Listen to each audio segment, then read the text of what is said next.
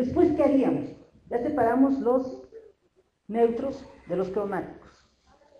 El siguiente atributo que propone Monsell para clasificar los colores es: dime la posición en la que estás en el arco iris. Y Monsell acuña para la colorimetría el concepto de hue, no sé cuál sea la mejor pronunciación, depende de los textos, pero una buena traducción podría ser el tono. ¿En qué posición del arco iris estás? Pero si la bibliografía está en inglés, no va a haber ningún problema en que lo encuentren como el juego. Entonces, ¿cuántos montículos, cuántos montoncitos estaría yo haciendo clasificando mis papeletas? ¿Un buen número? Bueno, si se está basado en el arco iris, al menos las 7 bandas del arco iris. Si empiezo a hacer mezclas, pues empiezan a ser múltiplos de aquello. Efectivamente, empezamos a hacer montoncitos de verdes, azules, amarillos, anaranjados, rojos, en la que sigue, hasta que recorramos todo el arco iris. Definición: el hue es el atributo del color que me dice en qué banda del arco iris está ese estímulo luminoso. En la que sigue, bueno, hasta aquí yo ya podría acabar, ya definí qué es el hue. Nada más voy a acabar con los otros atributos, para que quede nada más el concepto completo. Si nosotros queremos clasificar nuestros colores, en la que sigue, en base al grado de claridad o el valor, como Monsell lo copió de las artes gráficas, lo único que se debe hacer es hacer una asociación entre el grado de claridad de cada uno de los estímulos con un gris. Y así nosotros podemos, en la que sigue, ver cómo a este verde le estoy asociando este gris, y a este verde oscuro, que ya casi no se ve como verde oscuro, se ve muy neutro, le voy a asociar este gris oscuro. Bueno, no habría ningún problema. Entonces, ¿cuál tiene mayor valor, este o este? El de arriba. Los colores más claros tienen mayor valor. Pero puede suceder que varios verdes, en la que sigue, tengan asociado el mismo valor, el mismo gris. ¿Y eso es cómo los acomodo? Como tienen el mismo valor, están a la misma altura, ¿no? Entonces, ¿cómo los acomodo?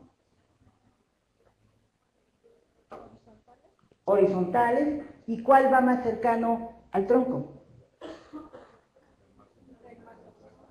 No, todos tienen el mismo valor, la misma claridad, aunque la diapositiva no nos ayude.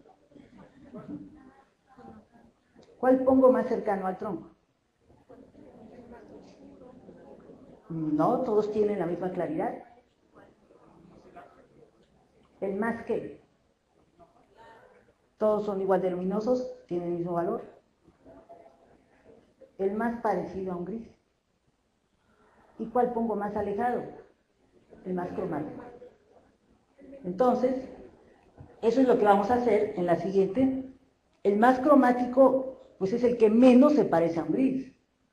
Y el que está más cercano a ese tronco, pues es el menos cromático, aunque todos tienen la misma luminosidad o el mismo valor. A ese atributo del color, Monsell lo llamó el croma. Actualmente es la saturación. A lo mejor cuando ustedes empiezan a hablar de sus tintes que usan en algunas de sus lentes, pues hablan del grado de saturación, qué tan cromático es. Hablan de en qué banda del arco iris está, o qué tono le van a dar. Pero también hablan de la densidad y el grado de claridad que le van a estar dando, un valor. ¿Sí? Bueno, entonces, hasta aquí, ¿qué hemos hecho? Tenemos 3 atributos para clasificar un color. Por cierto, ¿cuáles son? No, son los primarios. Saturación, luminosidad o valor, y el tono o posición en el arco iris. En inglés, el hue. En la que sigue, bueno, tenemos la escala de claridad, cómo cambia la saturación en este eje, y en la que sigue, cómo cambia la posición en el arco iris o el atributo del hue. Monsell, la que sigue, finalmente propone un sistema en 3 dimensiones para clasificar sus colores. Y entonces a lo mejor cuando ustedes hacen una receta, pues tienen que dar al menos 3 valores para especificar el tinte de una lente, por ejemplo. Eso se puede medir, ¿sí? Ustedes pueden encontrar en qué ángulo estás, el hue famoso, puedes encontrar qué tan claro o oscuro va a estar esa lente y finalmente qué tono o en qué posición del arco iris vas a ponerlo, pues con fines terapéuticos y a veces estéticos. En la que sigue, es una maqueta hecha precisamente por Monse. Y en la que sigue, este es un sistema, una pantalla de un procesador de un equipo que puede medirles las lentes. Ustedes pueden medir su lente y les puede decir en qué tono está, en qué posición del arco iris, en qué grado de claridad está, en una escala de 0 a 9, y finalmente qué tan saturada o cromática es la lente que tú estás midiendo. Entonces, hay equipos que ustedes pueden medir los 3 atributos del color simplemente por transmisión. En la que sigue, entonces, ¿qué es el hue? Uno de los atributos del color propuesto por Monsell para clasificar a un color. Estas son definiciones del libro de texto. Les decía que para los físicos no hay problema, porque mido el espectro y mido la longitud de onda que domina, ¿no? Y eso me dice el hue dominante. En la que sigue, pues también tiene que ver con el nombre que nosotros asociamos a los colores, que es la cantidad psicosensorial, y finalmente les había mencionado que muchas veces se traduce al hue como el tono de un color. Muy bien. Actualmente yo les había mostrado que los equipos pueden medir los 3 atributos. L en vez de valor, porque ahora se mide en inglés lightness o luminosidad. C, que es el croma o la saturación, a qué distancia estás de los neutros o qué tan cromático eres. Y la H, que es la posición en el arco iris o el hue. Sin embargo, no es la única manera de medir actualmente los colores. Actualmente ya se usan coordenadas cromáticas, espacios de color, se ha rescalado. El tono o el ángulo H pues es de 0 a 360 grados. La escala de valor o luminosidad es de 0 para el negro, 100 para el blanco. Y el croma o saturación es a qué distancia estás del tronco de Monsell o de la escala de grises. Entonces, cuando hablamos de coordenadas cromáticas, pues ya cuando digan, es que vamos a medir el color, les van a dar 3 números. Les van a dar o la luminosidad, el croma y H, o la posición A, B en un sistema cartesiano, con coordenadas rectangulares. No hay problema porque se puede pasar de coordenadas X, Y a coordenadas polares con una transformación geométrica simplemente. Entonces, actualmente el color se mide con números y 2 de los espacios de color más usados son el Monsell reescalado como LSH o las coordenadas rectangulares de ese Monsell que son el eje A, el eje B y el eje L. ¿Sí? Pero conceptualmente Monsell nos enseñó a entender qué significan psicofísicamente esos estímulos. Bueno, regresando un poco a la parte de visión. Ese es el mundo feliz, que una persona puede ver los colores de arco iris. Pero también las personas a veces trabajan, créanme.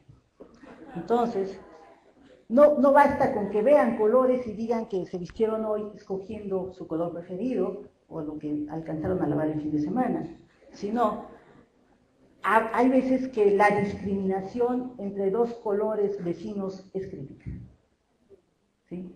Y cuando hablamos de la discriminación entre 2 colores vecinos, les voy a dejar como ejercicio que cuando salgamos y vayan a un estacionamiento y haya muchos coches por ahí, empiecen a ver si la parte plástica, que se llaman fascia, y la parte metálica están igualadas.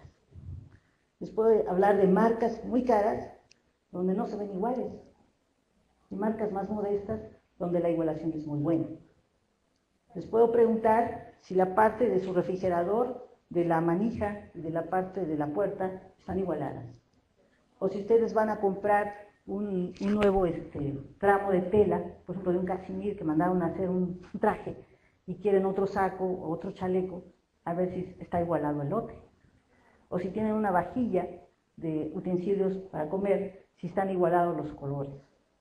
Entonces, aquí ya no basta con estar seguros, yo sé que ustedes en su gabinete oftalmológico, ¿Qué prueba usan?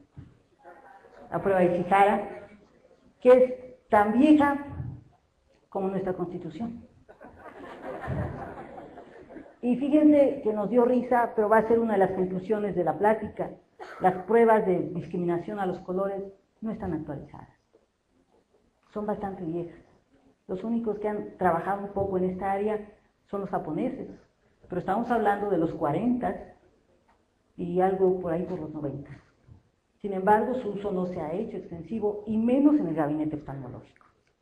Entonces, yo sé que ustedes, a todos sus pacientes, cada que los vayan a ir a ver, además de las pruebas refractivas, les van a hacer las pruebas de discriminación de color, ¿verdad? ¿Sí?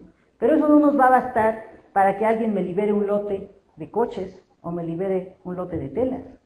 Yo, aparte de saber que no eres daltónico, necesito saber qué tan bueno eres para ver pequeñas diferencias entre un lote y otro lote del mismo producto. Para eso se han desarrollado pruebas como esta.